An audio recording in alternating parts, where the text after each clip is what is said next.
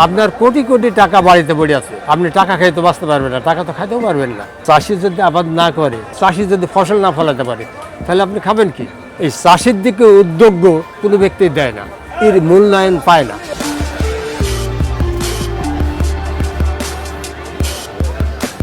আসসালামু আলাইকুম। মেহেরপুর জেলা সাবেক কুষ্টিয়া, ওখান থেকে আমরা আসছি। আমার সন্তান আদি হচ্ছে একটা ছেলে, দুটা মেয়ে। ছেলে একটা আছে বিদেশে, আর মেয়ে দুটাই আমি বিয়ে দিয়ে ফেলেছি। একটা মেয়ে মাস্টার্স পড়ছিল, বিয়ে দিয়েছি। তো ঝামেলা অনেক আছে। একটা জিনিস, যেমন ছেলে পালতে গেলে সেই ছেলের পেছনে স্কুলের খরচ দাও, পকেট খরচ দাও, ভাড়া যাতায়াত ভাড়া দাও, অনেক কিছুই লাগে। তো এদের পেছনে ওই রকমই লাগে।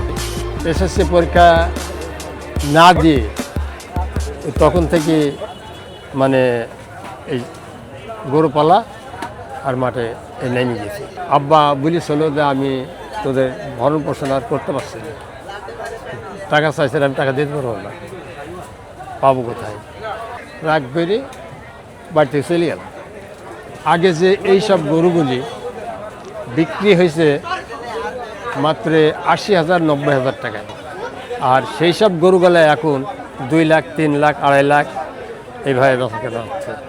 কারণ তখন এত খরচ ছিল না, তখনও যে অবস্থা এখনও সেই অবস্থায় চলছে। কারণ এখন মূল্যায়ন করছে কেমন আপনাকে বলি, যে একটা তখন চাল ছিল 5 টাকা 7 টাকা কেজি, বুঝতে পারছেন?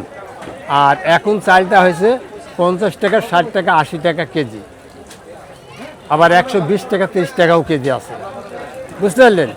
তখন তার এই মূল্যায়নটা ছিল না, এই খরচটা বেশি হতো না। আর ওই খরচটা এখন এর কিনে বৃদ্ধি দিয়েছে বেশি, এই জন্যে জিনিসের প্রত্যেকটা জিনিসের মূল্যায়ন আস্তে আস্তে বাড়তেছে। আমরা কৃষক, আমাদের একজোট নাই, মার নাই, বুঝতে পারলেন?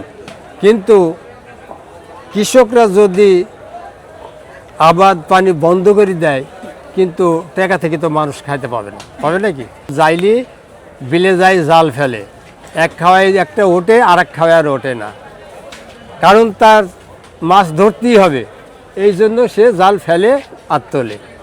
যে আমরা চাষি, চাষাবাদ করতে যাই, একবার ফসল হয়, ফলে, একবার ফলে না, কারণ বন্যাতে বৃষ্টিতে ফসল নষ্ট হয়ে যায়, বুঝতে পারলেন? এই জন্য সমস্যা বেশি আমাদের চাষির মধ্যে, ছোটো চাষিদের।